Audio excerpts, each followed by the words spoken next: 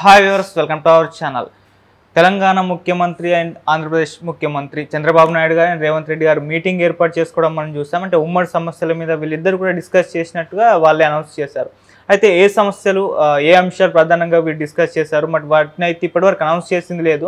అయితే ప్రతిపక్షాలు అయితే కొన్ని విమర్శలు చేస్తున్నాయి. మరి ఆ విమర్శలు ఏంటి, నిజంగా ఏ అంశాలు వీళ్ళు డిస్కస్ చేశారు, ఏవి క్లారిఫై అయిపోయాయి? సో ఇటువంటి అంశాలు మీద డిస్కస్ చేయడానికి ప్రజెంట్ మనతో పాటు జయదేవ్ గారు సీనియర్ జర్నలిస్ట్ ఉన్నారు, వాటితో ఒకసారి డిస్కస్ చేద్దాం.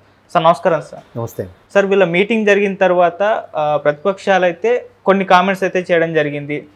తెలంగాణ తిరుపతి ఆదాయంలో కూడా వాటా అడిగింది, అలాగే 7 మండలాలని కూడా తమలో కలిపేయాలని చెప్పేసి అడిగింది. వీటన్నిటికీ మరి సమాధానం అయితే ఇద్దరు కూడా చెప్పలేదు ఎదురుపక్షాల వారు.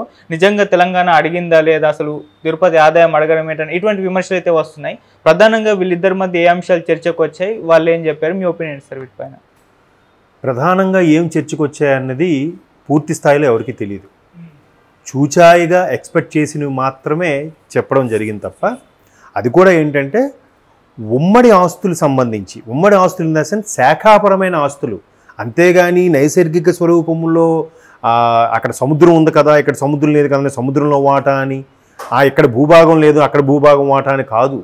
శాఖాపరమైనవి, కొన్ని రకాల ఆఫీసులకు సంబంధించినవి, లేదా వాటరు ఇట్లాంటివి.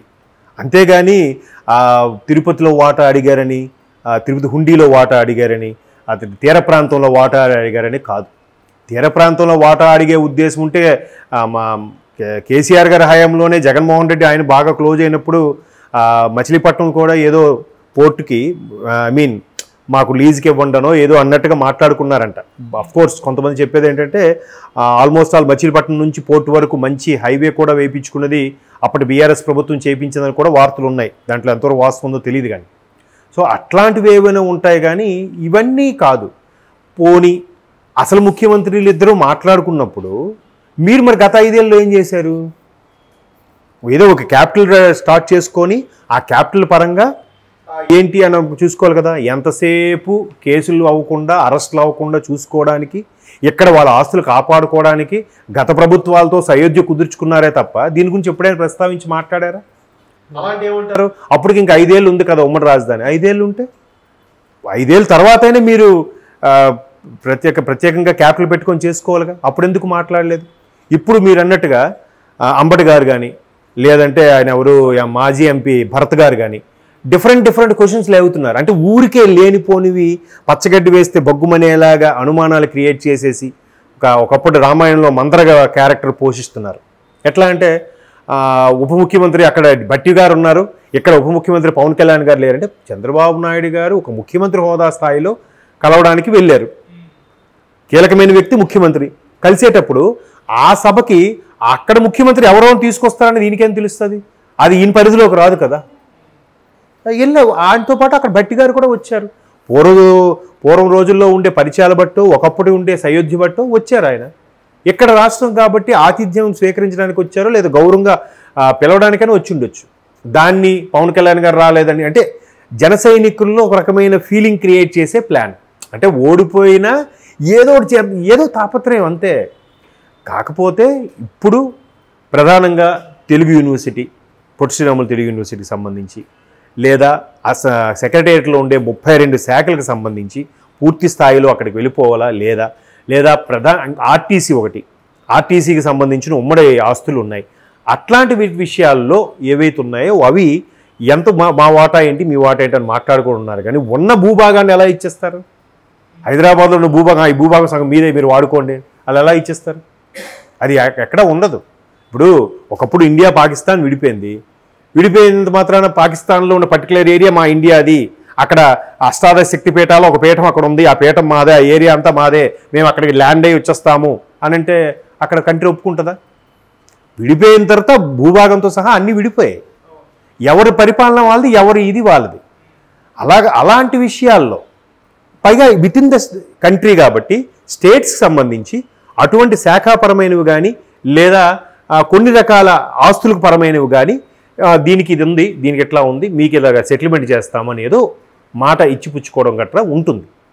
అంతేగాని తిరుపతి హుండీలో వాటా అడిగారని, అలాగే తీర ప్రాంతంలో కూడా మాకు ఒక వాటర్ రైవ్ ఇచ్చేయాలని అన్నారని కానీ ఇది సోషల్ మీడియా కథనాలా నిజంగా చర్చగా వచ్చాయా అనేది మాత్రం నాకు డౌట్ వస్తుంది.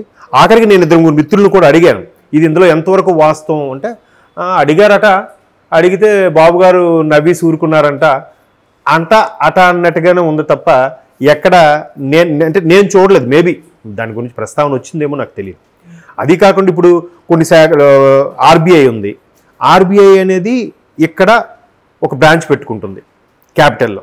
మరి అక్కడ బ్రాంచ్ పెట్టాలంటే క్యాపిటల్ ఎక్కడుంది? గత 5 ఏళ్లలో క్యాపిటల్ లేదంటే ఏం చెప్తాము? వాళ్ళని ప్రభుత్వాన్ని అడిగితే క్లారిటీ ఇవ్వలేదంట. ఎక్కడ పెట్టాలో తెలియక ఆర్బీఐ గమ్మున ఊరుకుంది. టెలికాం సెక్టార్ ఉంది. ఈ రోజుకి కూడా టెలికాం సెక్టార్ ఉమ్మడి ఆంధ్రప్రదేశ్ లెక్క ప్రకారమే ఏపీ డివిజన్ కిందనే ఉంది టెలికాం సెక్టర్. తెలంగాణ ఆంధ్ర విడిపోయినా కూడా ఇంకా పూర్తి స్థాయిలో ఇది లేదు. మెయిన్ అన్ని హెడ్ ఆఫీసెస్ అన్నీ కూడా టెలికాం సంబంధించిన హైదరాబాద్లోనే ఉన్నాయి. మరి అటువంటి సెంటర్లు కాబట్టి దానికి సంబంధం లేదు. స్టేట్ వైడ్కి సంబంధించినవి మాత్రం కొన్ని శాఖాపరమైనవి మాత్రం ఒకరికొకరు ఇచ్చిపుచ్చుకోవడం. తర్వాత 5-7 మండలాల 5 అన్నట్టు విన్నాను నేను. సరే, ఈ మండలాలకు సంబంధించి ఖమ్మం కదా, ఖమ్మం జిల్లాలో ఉండే ఏవైతే మణుగూరు పరిసర ప్రాంతాలు ఉన్నావో అవన్నీ తెలంగాణ డివైడ్కి ముందే కేసీఆర్ గారు లాంటి వ్యక్తులు ఒప్పుకున్నారన్నట్టు కూడా వార్తలు చూసాం. ఆ మండలాలను అటు ఆంధ్రాలో కలుపుతామంటేనే ఇవి తెలంగాణ ప్రకటిస్తాము అన్నట్టు కూడా ఉంటే అప్పట్లో ఒప్పుకున్నారంట. తర్వాత ఒక 5 ఏళ్ళు అయిపోయిన తర్వాత వీళ్ళు కూడా మళ్ళా రివర్స్ ర్యాగింగ్ లాగా స్టార్ట్ చేశారన్నట్టు కూడా వార్తలు ఉన్నాయి. అది కూడా ఎందుకు? ఆ ముంపు గ్రామాలుగా ప్రకటించబడుతున్నాయి ఒకవేళ పోలవరం ప్రాజెక్ట్ కంప్లీట్ అయ్యాక. అందుకు ఇబ్బందికర పరిస్థితుల నేపథ్యంలో 5 మండలాలను లేదా 7 మండలాలను అటు ఆంధ్రాలో కలపడానికి తెలంగాణ అప్పుడే ఒప్పుకుంది, విభజనకు ముందే.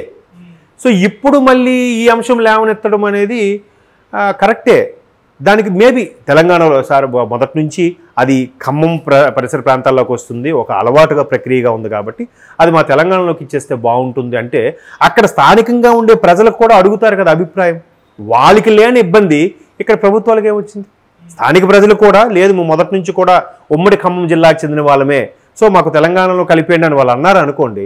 అక్కడ గవర్నమెంట్ ఇక్కడ గవర్నమెంట్ అన్ని ఆలోచన చేసుకొని బేరీజ్ వేసుకొని సరే అని అంటారు. తప్పేముంది అక్కడ? వాళ్ళకి ఏ ఇబ్బందులు లేకపోతే అంటే ఇప్పుడు అయ్యే ప్రక్రియ కాదు. కానీ తెలంగాణ విభజనకు ముందే ఈ మండలాలను ఆంధ్రాలో కలుపుతామని ఒప్పుకున్నాకే విభజన చేశారని కూడా నేను గతంలో వార్తల్లో చదివాను. ఇప్పుడు దాన్ని మరి ఎలా ప్రశ్నిస్తారు? కాకపోతే చంద్రబాబు నాయుడు, రేవంత్ రెడ్డి అరే వీళ్ళిద్దరు పరస్పర సహకారంతో ఎంత బాగా ఇదైపోతున్నారు. అప్పుడు ఏమవుతుంది? వాళ్ళకి పక్క రాష్ట్రంతో కూడా సయోధ్య ఉండి అక్కడ రాష్ట్రం కూడా అభివృద్ధి చెందుతుంటే ఒకరికొకరు పరస్పర సహకారం అందించుకుంటే ఇంకా బాగా డెవలప్ అవ్వచ్చు కదా. కలిసి ఉంటే కలద సుఖం అన్నట్టుగా ప్రతిదీ బాగుంటుంది కదా. అది అమ్మారి వీళ్ళు గవర్నమెంట్లో బాగా అభివృద్ధి అయిపోతుందే, అన్నీ వీళ్ళు అనుకున్నట్టుగా జరిగిపోతున్నాయనే కడుపు మంట కూడా అవ్వచ్చు. అప్పుడు లేని ఫీలింగ్ ఇప్పుడు ఎందుకు లేవనెత్తున్నారు? మీరు గత 5 ఏళ్ళు ఏం చేశారు? మీరు కూడా కాంప్రమైజ్ ఏదో చేయొచ్చు కదా. మీరు ఒక్కసారైనా మాట్లాడడానికి వెళ్ళారా? ఒక్కసారైనా రాష్ట్రానికి కావాల్సిన ఇప్పుడు కృష్ణా జలాలదే ఇష్యూ అవుతుంది. ఎక్కడ అధికారులు అక్కడ మీద, అక్కడ అధికారులు ఇక్కడ మాట్లాడుతున్నారు, లెటర్స్ రాసుకుంటున్నారు, కేంద్రానికి కంప్లైంట్లు చేసుకుంటున్నారు. మరి అప్పుడైనా ఏ ఇరిగేషన్ మినిస్టర్ కానీ ఏ ముఖ్యమంత్రి కానీ ఇన్వాల్వ్ అయ్యి బాబు ఏంటి ఒకసారి కూర్చొని మాట్లాడుకుందాం అని అన్నారా? ఈయన ఇక్కడ ప్రమాణ స్వీకారం చేసి 4 రోజులు జరగలేదు, అప్పుడే ప్రక్రియ స్టార్ట్ చేశాడు. అంటే ఈయన చేశాడని కడుపు మంటతో ఇస్తున్న స్టేట్మెంట్లా, లేదంటే మాకు చేత కాలేదా వీడికి పేరు వచ్చేస్తుందని బాధతో ఇచ్చిన స్టేట్మెంట్లా ఇవి? కాబట్టి సమావేశం అయింది, సంతోషం. ఇరు ముఖ్యమంత్రులు కూడా ఏంటంటే తెలుగు జాతి బాగుండాలని కోరుకునే స్టేట్మెంట్ ఇచ్చారు, మంచిదే కదా. ఆ పరంగా ఆలోచించేవి అంటే అఫ్కోర్స్ రాజకీయం అనుకోండి, ఎక్కడ తెలకాయుధం అంతా వదిలేసి ఆ మచ్చను పట్టుకుంటారు కదా. సో అట్లా ఏదో ఒకటి బదనాం చేయాలి, స్టేట్మెంట్లు ఇవ్వాలి, వార్తల్లో నిలబడాలి. మేము స్టేట్మెంట్ ఇచ్చాం కానీ వార్తల్లో ఉండాలని కాన్సెప్ట్లో ఉంటారు కాబట్టి బహుశా ఆ స్థాయిలో అవ్వకపోవచ్చు. బట్ మంచి విషయాల మీద చర్చకి జరిగాయని మాత్రం నాకున్న సమాచారం. అంటే ఈ తిరుపతి ఆదాయం అండ్ 7 గ్రామాల విలీనం అనేది అంటే ఇవంతా ఫేక్ న్యూస్ అంటారా, లేకుంటే ఇవి చర్చకు రాలేదన్న? ఇప్పుడు ఫేక్ న్యూస్ అని నేను ఎందుకు అనుకుంటున్నానంటే, ఇప్పుడు ఉమ్మడి ఆంధ్రప్రదేశ్ ఉన్నప్పుడు శ్రీరామనవమికి ఎప్పుడు కూడా ప్రభుత్వం తరపున పట్టు వస్త్రాలు సమర్పించడం కానీ ముఖ్యమంత్రి దంపతులు వెళ్ళి ఇవ్వడం కానీ భద్రాచలంలో జరిగేది కదా. రాష్ట్రాలు విడిపోయిన తర్వాత ఏమైంది?